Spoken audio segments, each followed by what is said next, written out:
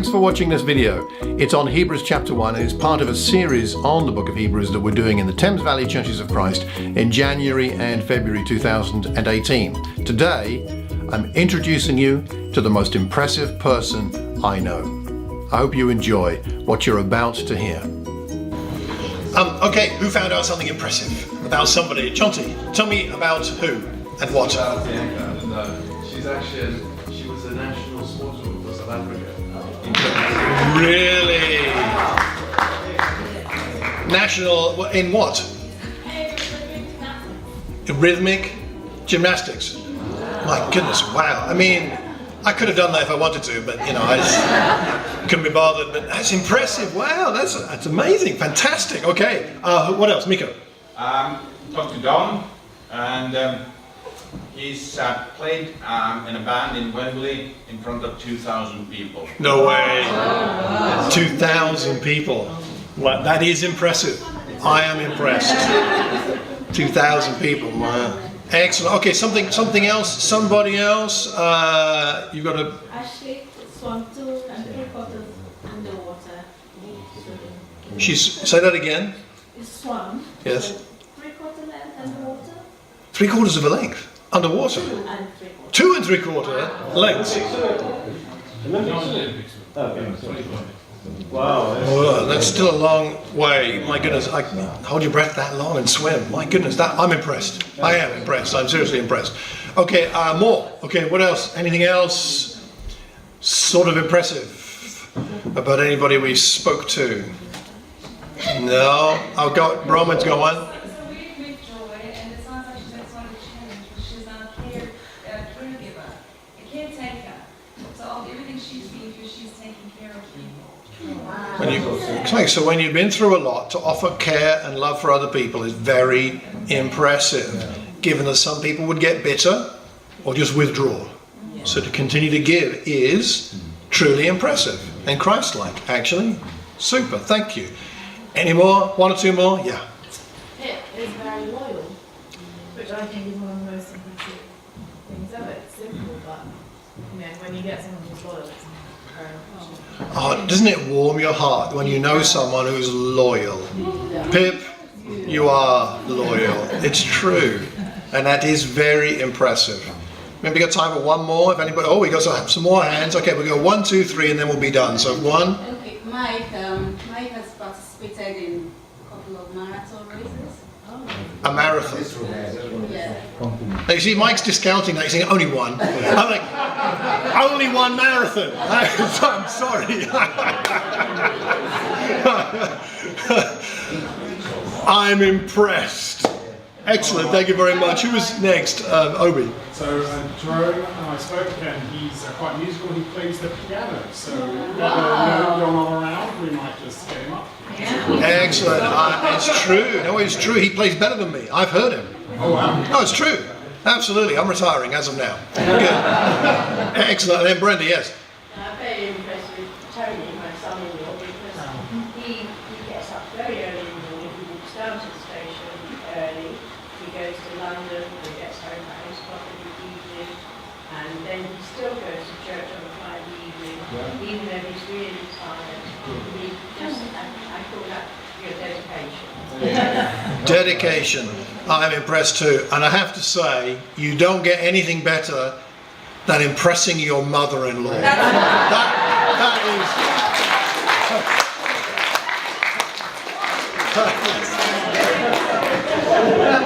That is truly heroic. I don't have to say anything else. Nobody here can top that. All right, I do want to introduce you to somebody that I'm impressed with. Let's go on to that next slide.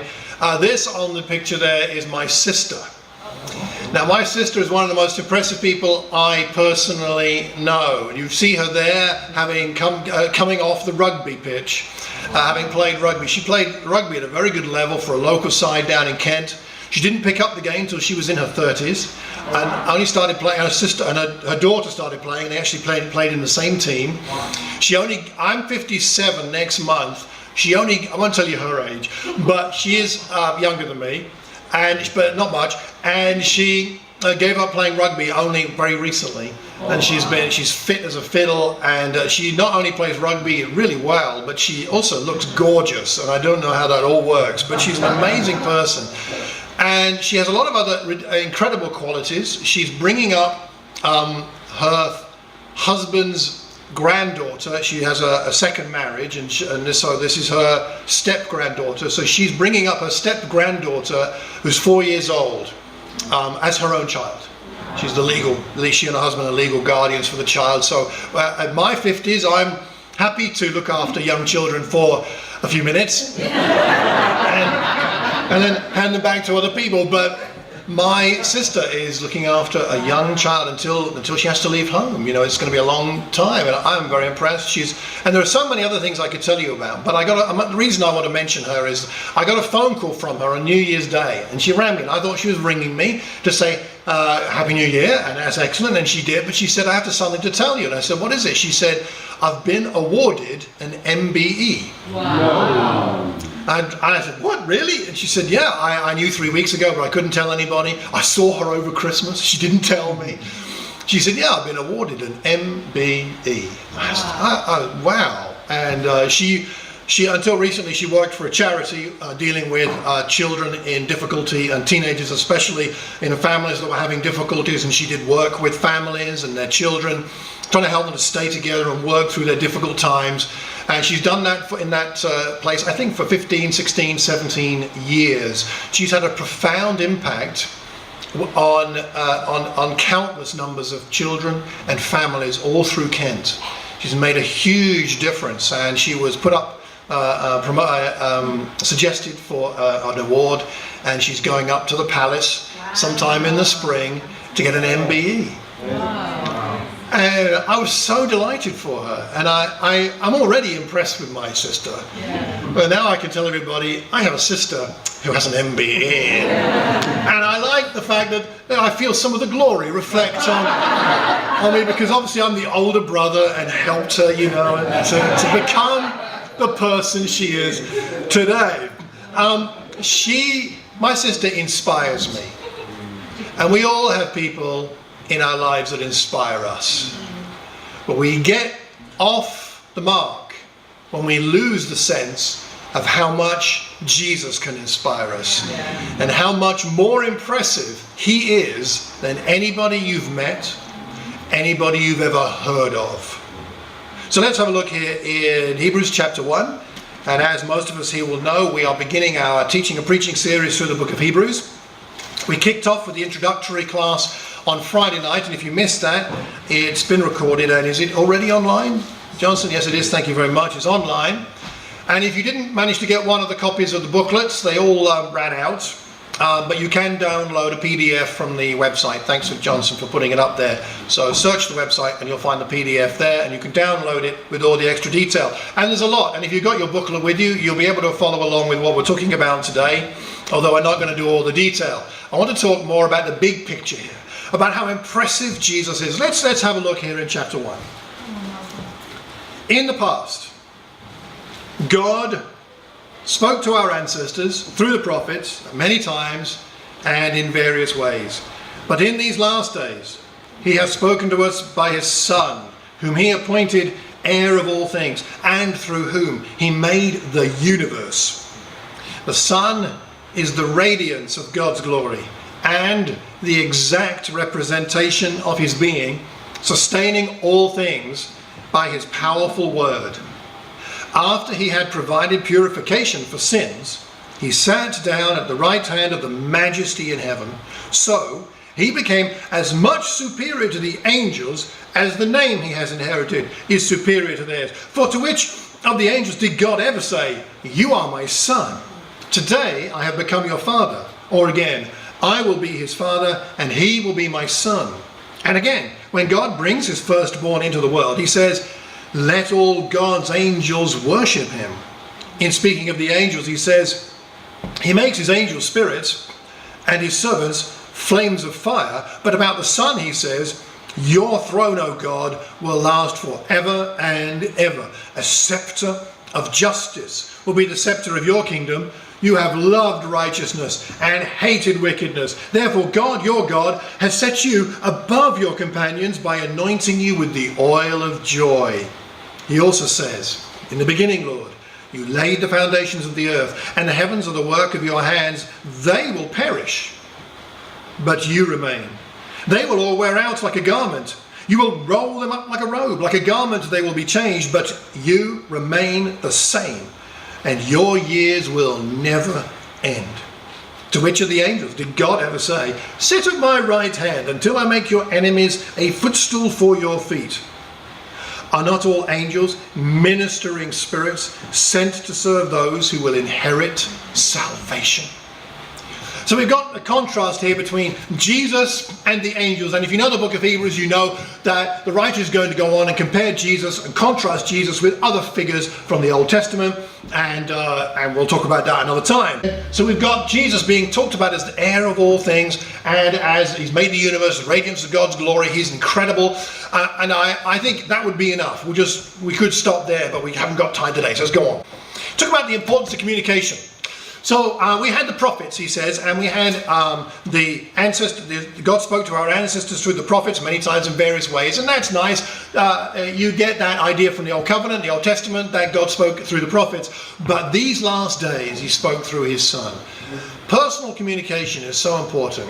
It matters, doesn't it? I don't know about you, but I don't mind getting a letter from the council or the government or something, as long as they're not asking me for money. But it's very different from a letter from a friend or a card from a friend. And that personal stuff matters. It makes such a difference to the quality of the communication and the feeling we have about it. And he says, before, God spoke through the prophets. Now he's speaking through his Son. Let me show that next slide, because I was walking through the woods a little while ago, and I found these things. Actually, go back one. There was I found this plastic piece there put on a tree, a piece of ribbon, and on the next slide, a sort of a sports cone that you use for marking off sports areas. A tea bag was put in the branches of this tree, and some kind of token. And then the next slide, and then I found a piece of paper in a plastic wallet that was sealed from the rain and the moisture, and it had on it what it says there, to Neil and Rich and Ridley and a bunch of other people, dated 2011. And on the other side there was this letter. Let's have a look at this little letter here. Howdy, y'all. Now, where do you think this person might be from? I don't know, Michelle. Howdy, y'all. By the time you're reading this, I will have hopefully landed safely in Calgary and began settling in. Even though I am 1,000 or 7,000? 7,058 kilometers away from you guys, and it's only about 5:30 a.m. here. I want to take the opportunity to thank you all for the kindness that you've shown me over the short time that we've known each other. So long, my friends.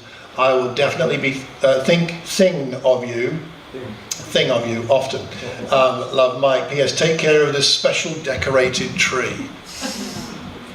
What can you work out from that, by the way, about that person and why that was written there? Anything? What do you see? What do you learn? Who wrote it and why? They're grateful. Grateful. Gratitude seems to have motivated the writing of the letter. Anything else? Jane? So, a joy?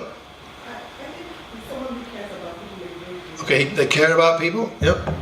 He wants to be remembered. Wants to be remembered? And then he's got a group of friends that he's naming and talking directly to. Okay, very specific, isn't it, Rich? Yeah, for me, it's the physical location doesn't matter. It's connected, regardless of the environment. Yeah, super, yeah, thank you. We know the writer is male. Right, it's not Michelle, it's Mike. Okay, so it's male. His name is Mike. He's moved from. This was near London. This wood. So let's say he probably lived in London for a while at least. Moved back to Calgary. Could be from Calgary, maybe. Yeah. Okay. Probably on the young side. I'm saying that because of the handwriting. Doesn't look like my handwriting, which as I get older gets worse and worse. Actually quite nice handwriting. has probably a sports person because of the sports cone. Not English, you'd assume, even if it wasn't English. It could be an English person who's moved away, but the fact that they stuck a tea bag in the woods, I think means it's not their normal drink. Right? Yeah. A few other things. Anything else, Miko? I think I find it quite interesting that he uses metric system. Oh, kilometers. How interesting. Okay, so what does that mean, I wonder? I don't know. Because there's miles in the States and there's miles here. European. Perhaps they're a European who's gone to Calgary. Very good English. Sounds like a native English speaker, I think, probably. Yeah, Michelle? Well, I think that where it says the kindness that you're showing over this short time, Okay. the impact that was made over, that he would do that for people that he's on the very long time. So that he got deep quite quickly. Something deep going on here, isn't there? You know, it's interesting. A short note like that, you can learn a lot about the person who wrote it and about the people it's written to, about the circumstances. We know the date. We know when. We know the woods must have been important to them. If he's left it, I don't know. I mean, I was walking through the woods praying and I just came across it, not on a path. I mean, like walking between trees. It's a very strange thing to come across. But you can tell a lot about things. When we read the Bible, and this is kind of not quite a side point, but it's an important thing. The way we read the Bible matters as to how much we get out of it. And whether we really learn what it's teaching us. And one of the things to remember about a letter is that it's written to people in a given circumstance and a given time with given particular issues. And as you read the book of Hebrews this month and next month, as we're doing this as a church, I want to encourage you to do a little bit of detective work. As you read, think, why did they write that? It's written in Hebrews, that's not written in Philippians, or it's not written in Galatians. Doesn't mean it wasn't important to anybody else, but this particular issue that's written there must have been important to them. Why was it written? Why was it so important? And that will help us in our personal Bible study. But the main point I wanted to bring across is, this is really important for this person to write this letter and put it there. And it was meaningful to him, and it was meaningful to the people to whom it was written. And Jesus was sent so that we would understand God in a way that was impossible to understand unless he came. How do you really understand God? You must understand Jesus. The Old Covenant and the Old Testament tell us a lot. But if we don't fix our eyes on Jesus, as we're told to in Hebrews, if we don't fix our thoughts on Jesus, as we're told to in Hebrews, we will not understand God. And sometimes we get confused with what God is doing. Miko alluded earlier to sad and difficult times we might have had this last year. And whether it's congregationally we've had some sad times or difficult times, or you personally have had some difficult times. Some of us here have faced illness of significance or financial challenges. Some of us, perhaps you've been made redundant, had to look for new work. Perhaps you're struggling even now. We don't know quite what God has in mind for Johnson and Sicily, as they look like you may have to go back to India. And we're praying that doesn't, please God, no. We want to keep you. But that's an uncertainty in our future. Some of you have uncertainty about your own life or people you care about. And we can get confused. Well, God, what are you doing? And I'm not sure whether God always reveals what he's doing. Doesn't seem like it from Scripture. But if we keep our eyes on Jesus, we remain clear about the character of God. We remain clear about the heart of God, which means that in the midst of our confusion, we can hold on to our faith in God because we know what God is like, because we've seen what Jesus is, who Jesus is. And that helps us to stay faithful even while we're confused or in pain. I want to encourage us as we study the book of Hebrews to really ask ourselves, what am I learning about Jesus? And let that reveal to us more of who God is. It's amazing that, well, not amazing, but I find it very impressive that the writer to the Hebrews knows what the problems are in the people's lives he's writing to. The church has issues, but most of it is in Hebrews 13. I mean, not all of it, it's dotted throughout the book, but by the time you get to chapter 13, he begins more of a list of things about don't do this and make sure you do that, and don't forget this and make sure you do that and don't do that. And you've got a lot of that there, but we've got 12 chapters of build-up, all about Jesus. And this is so important in our own lives. That we don't get shallow into, I've got problems, I must just do this or that. We must fix our eyes on Jesus.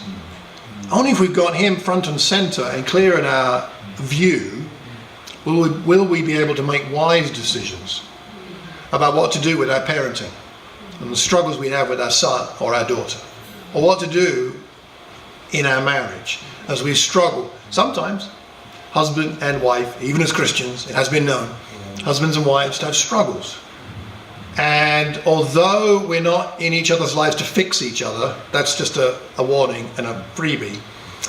We're not in each other's lives to fix each other, but we are in each other's lives to influence one another. And how do we do that in the right way? Well, a lot of that is fixing our eyes on Jesus. We want to help people in the congregation. We want to help people become Christians. We want to help people who've drifted from God to come back to God. It's all about first fixing our eyes on Jesus. And the writer does this here where he gets us focused on Jesus, those first 4 verses before he talks about the angels and how much superior Jesus is to them. Jesus is amazing. I hope you're still amazed by Jesus. You know, that's kind of one of those things where if that slips, we might as well just stop there and focus on that. Maybe you're not amazed at the church anymore. I don't know. Sometimes I think the church is amazing, and sometimes we can be quite problematic. That's the nature of who we are, right?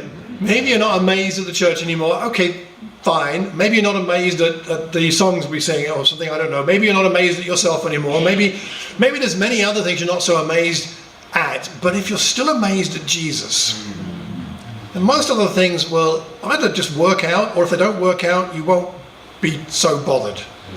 Because you've still got Jesus and he's still amazing. I think a good way to stay amazed at Jesus is to pray through these first 4 verses.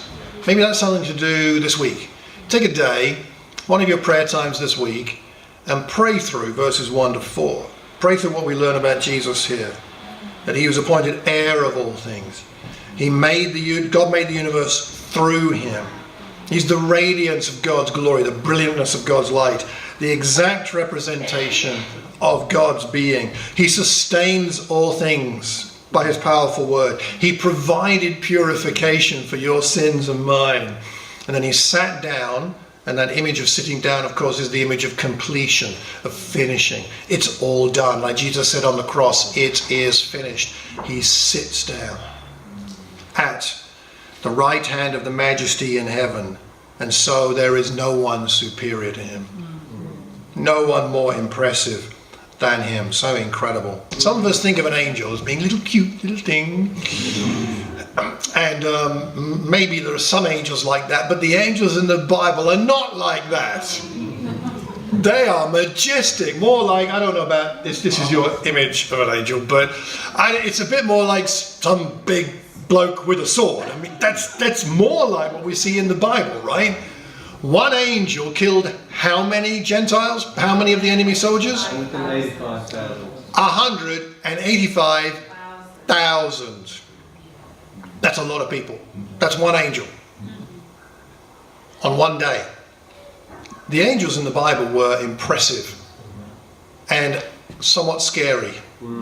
Let's move on. So, we haven't got time today to talk about the superior son, and that's in the first few verses here, or next few verses in Hebrews 1. And the second point we haven't got time to talk about is how amazing Jesus' justice is, and he has this permanent position of honor, and he's royal in his righteousness. Let's move on. We haven't really got time to talk about how amazing he is as a savior, that he's a lasting Lord, and everything else perishes and wears out, but he doesn't, and his words don't, and he is a worthy recipient of being on the throne there, as we see in the book of Revelation, because he's won the victory. So you can study more of that in your booklets. I'm not going to go and cover that again today. But what I would like to do is show you a short video and then wrap up. Now, this is a video I saw a little while ago. It's a TED talk. Some of you may know of those. And I'd like you to watch this and think about this as being a way, as you hear what this person is about to share, just for a few minutes, and think about the way you're going to view your life this year. Perhaps you've made some New Year's resolutions, perhaps you had some goals, perhaps you had some things you're going to focus on. I'd like to ask you to watch this and think about your priorities for 2018. Let's watch this now. So imagine a big explosion as you climb through 3,000 feet. Imagine a plane full of smoke. Imagine an engine going clack, clack, clack, clack, clack, clack, clack. Sounds scary. Well, I had a unique seat that day. I was sitting in 1D. I was the only one who could talk to the flight attendants. So I looked at them right away, and they said, no problem. We probably hit some birds. The pilot had already turned the plane around, and we weren't that far. You could see Manhattan. 2 minutes later, 3 things happened at the same time. The pilot lines up the plane with the Hudson River. It's usually not the route. He turns off the engines. Now imagine being on a plane with no sound. And then he says 3 words, as unemotional 3 words as I've ever heard. He says, brace for impact. I didn't have to talk to the flight attendant anymore. I could see in her eyes, it was terror. Life was over. And I want to share with you 3 things I learned about myself that day. I learned that it all changes in an instant. We have this bucket list, we have these things we want to do in life, and I thought about all the people I wanted to reach out that I didn't, all the fences I wanted to mend, all the experiences I wanted to have and I never did. As I thought about that, later on I came up with a saying, which is, I collect bad wines. Because if the wine is ready and the person is there, I'm opening it. I no longer want to postpone anything in life. And that urgency, that purpose has really changed my life. The second thing I learned that day, and this is as we clear the George Washington Bridge, which was by not a lot, I thought about, wow, I really feel one real regret. I've lived a good life. In my own humanity and mistakes, I've tried to get better at everything I've tried. But in my humanity, I also allow my ego to get in. And I regretted the time I wasted in things that did not matter with people that matter. And I thought about my relationship with my wife, with my friends, with people. And after, as I reflected on that, I decided to eliminate negative energy from my life. It's not perfect. It's a lot better. I've not had a fight with my wife in 2 years. It feels great. I'm no longer trying to be right. I choose to be happy. The third thing I learned, and this is as your mental clock starts going 15, 14, 13, you can see the water coming. I'm saying, please blow up. Right? I don't want this thing to break in 20 pieces like you've seen in those documentaries. And as we're coming down, I had a sense of, wow, dying is not scary. It's almost like we've been preparing for it our whole lives. But it was very sad. I didn't want to go. I love my life. And that sadness really framed in one thought, which is, I only wish for one thing. I only wish I could see my kids grow up. About a month later, I was in a performance by my daughter, first grader, not much artistic talent, yet. And I'm bawling, I'm crying like a little kid. And it made all the sense in the world to me. I realized at that point, by connecting those 2 dots, that the only thing that matters in my life is being a great dad. Above all, the only goal I have in life is to be a good dad. I was given the gift of a miracle of not dying that day. I was given another gift, which was to be able to see into the future and come back and live differently. I challenge you guys that are flying today. Imagine the same thing happens on your plane, and please don't. But imagine, and how would you change? What would you get done that you're waiting to get done because you think you'll be here forever? How would you change your relationships and the negative energy in them? And more than anything, are you being the best parent you can? Thank you.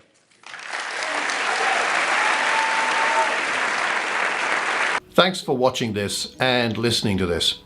Unfortunately, the last few moments were not recorded, so I'll just tell you what I said to the congregation, which is simply this.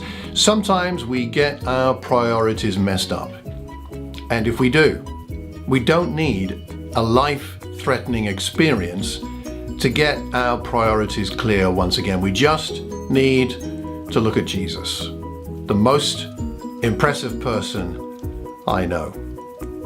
I hope this has been helpful. If you want to leave a comment, please do so. I'd love to know what you think about Hebrews chapter 1 or the things that I talked about. And you can contact me via my website, malcolmcox.org, or just leave a message here and I will respond. Thank you so much. Take care and God bless.